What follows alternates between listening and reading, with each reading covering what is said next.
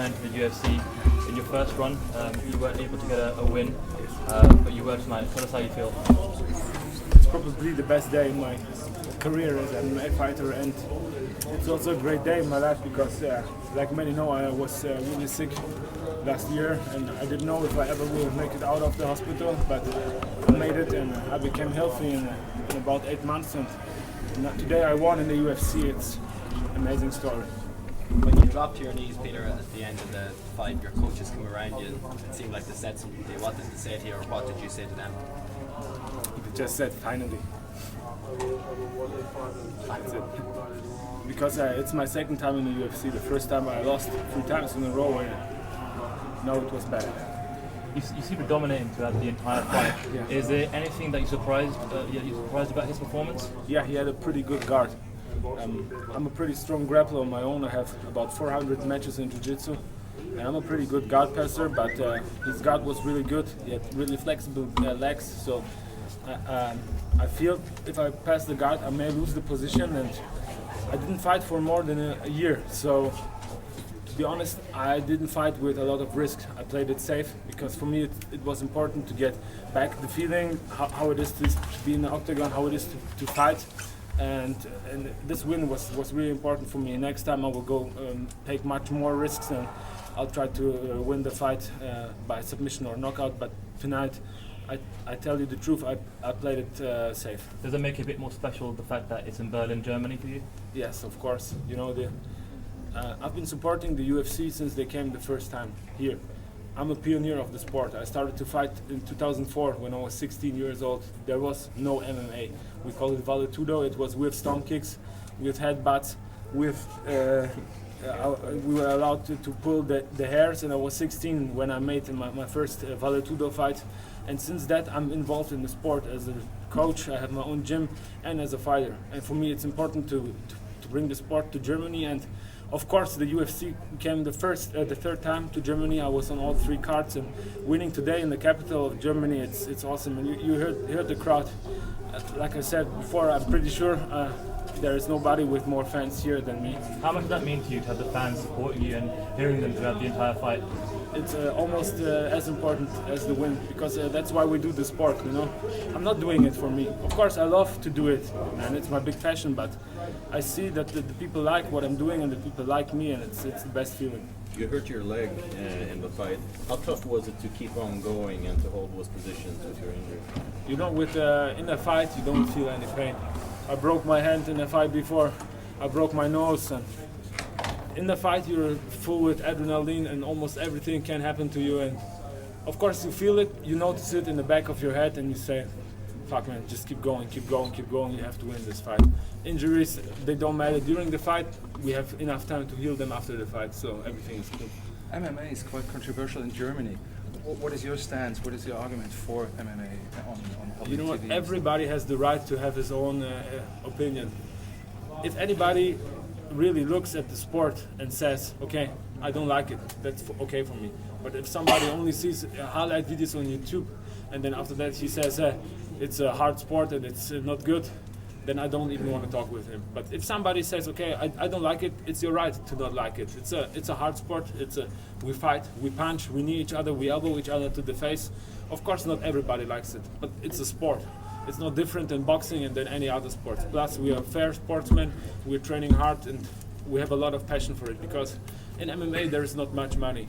Until you make it to the UFC, you have to fight many years, and you almost make no money with those fights. So we live like surfers, you know. We do it because we like it, and we have no money for it.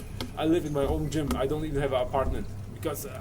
You sleep in the gym? Yeah, I sleep in the gym. I have a room in the gym, and I live in the gym. Now I won in the UFC. Now I will get a big check, so maybe I can I can rent a better apartment. But I'm not doing it for the money. I think there is no MMA fighter out there doing it for the money. You do it because of the passion. Can you put into words what this means to you? What? Is there any words you can say what this victory means to you? If you put into words. It means the world for me. I started to fight when I was 4 years old in judo, and I did it for all my life. I was never good in school. All I did was training martial arts, and I did well in martial arts, and that's it. And now I'm in the UFC. I won the fight, and it's great.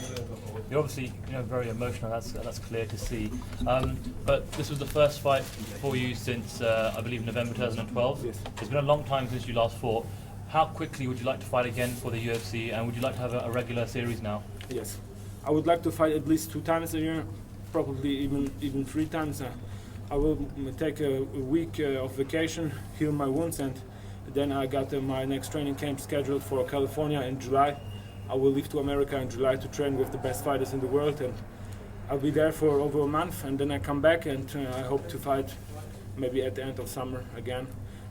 I have to wait when I get my next offer to fight, but for sure I want to fight at least one more time this year, I hope in Europe. And looking at the division, do you have any opponents in mind for yourself? I would. I don't want to call anybody out, but if I could choose an opponent, I would like a rematch with Amir Zadola, because that was my last fight in the UFC and I lost it by points. And he won after that. I think he won 1 fight and lost 1 fight. Now I won 6 in a row, so maybe I get another chance to fight Amir. But if not, I'm open to anybody. I'm not a trash talker. I don't want to talk into fights. I'm just going to do what the UFC wants me to do, and that's it. Peter, being a fighter for more than 20 years now, does that mean you were always only in competition, or were you also involved in brawls, like in the schoolyard and stuff? Before I started martial arts, I was involved in a lot of fights as a child, But then my parents said, okay, we have to put this kid to some martial arts because otherwise he will make a lot of trouble in school. And then they put me to judo and taekwondo and boxing, and I'm a very peaceful guy. I think I had my last brawl on the street with maybe 12 or 13. Since that, I have no problems. And especially I'm from a little town in my city. Everybody knows me, so nobody would mess with me. I have no problems on the street. You held a top position for quite a lot of the fight, and then in the 3rd round you were stood up with just a little bit of time left, and it was a wild standing exchange. What were you thinking with those last seconds going, and you guys just going at it like that? You know what? I felt his punches in the 1st and the 2nd round, and I felt that he probably won't knock me out because, I have a lot of experience in fighting, and you feel it when somebody has really hard punches. Pavel has good punches. He's a good kickboxer, but he's not the kind of power puncher. He's more like a kickboxing guy. So I said, okay, we stand back up. I won't put my energy into a takedown. Let's just brawl it out for the last seconds for the fans. I was sure that I won the fight by points, no matter what happens in the last seconds. And so it was just swinging for the fences and making some good punches for my fans. Being such a high-profile fighter in the UFC, and of course, being German, would you like to take on that ambassador role for MMA and the UFC here in Germany and try and progress things?